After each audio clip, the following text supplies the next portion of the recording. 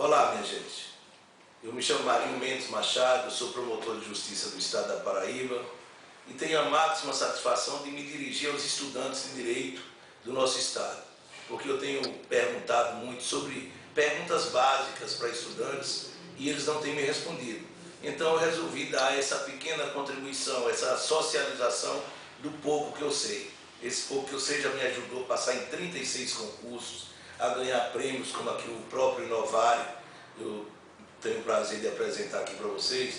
E nós vamos gravar várias aulas. A primeira hoje vai ser sobre direito. Vamos falar sobre os princípios. Princípios, minha gente, ordena, ou seja, ele dá base, ele orienta todas as atitudes, todas as decisões. Ele orienta o juiz, o magistrado, o operário do direito. Se você souber utilizar os princípios, não há necessidade nem de uma lei para você fundamentar uma decisão ou um pedido. Você vai em cima dos princípios. E hoje nós vamos falar de princípios. O primeiro princípio, na época de Collor estava sendo processado pela Lei de Responsabilidade e havia recentemente sido promulgada a Constituição Cidadã de 88. E todos perguntavam se aquela lei estava valendo, porque ela havia sido revogada. E eu me lembro bem de um ministro do STF, Francisco Rezende, que levantou então a teoria, o princípio da repristinação. O que é repristinação? É reviver uma lei que já está morta, ou seja, é revigorar uma lei que foi revogada. Ou seja, uma lei revogou a lei lá atrás, depois uma terceira lei revoga, né, essa segunda lei, dando vida àquela que havia sido revogada. Ou seja, ocorre aí o fenômeno da repristinação. Querido estudante de Direito do Estado da Paraíba e do Brasil, você, o seu professor lá, o engravatadinho, vaidoso, já falou para vocês sobre o direito penal do inimigo.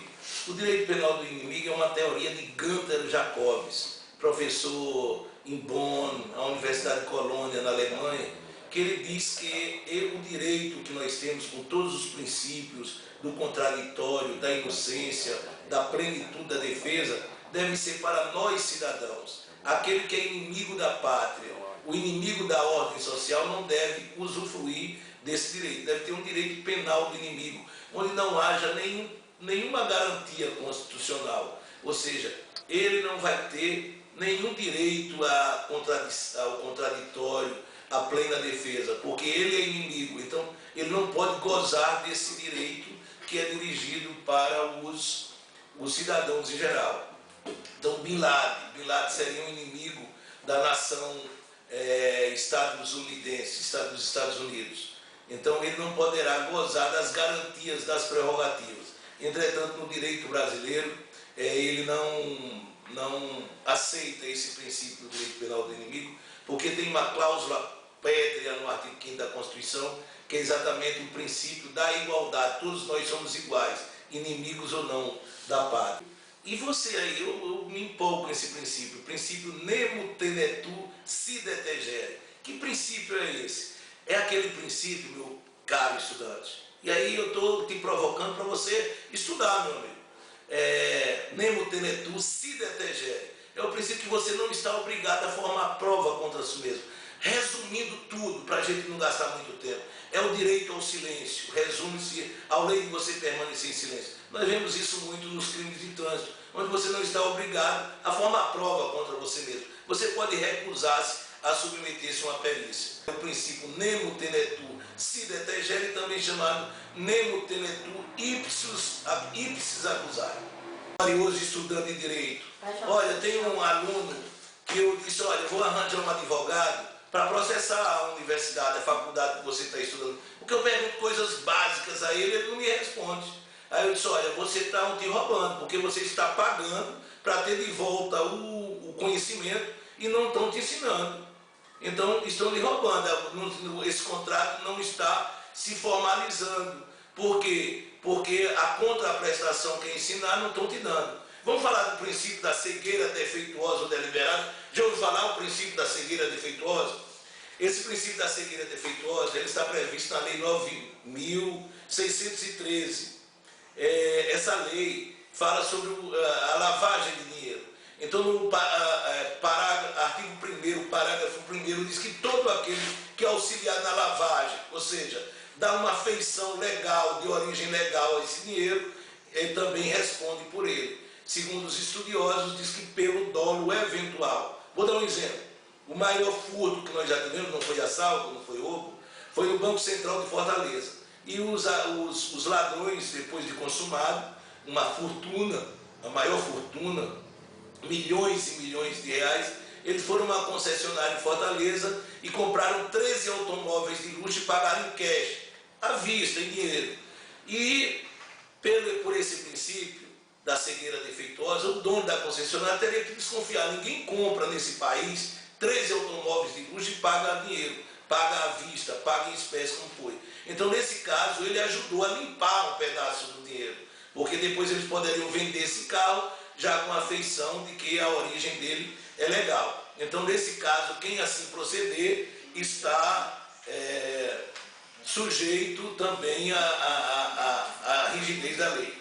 O princípio do due process of law. Vocês sabem o que é isso, não? Em inglês, in English, due process of law. Ou seja, que nesse país, nesse Brasil, no mundo democrático,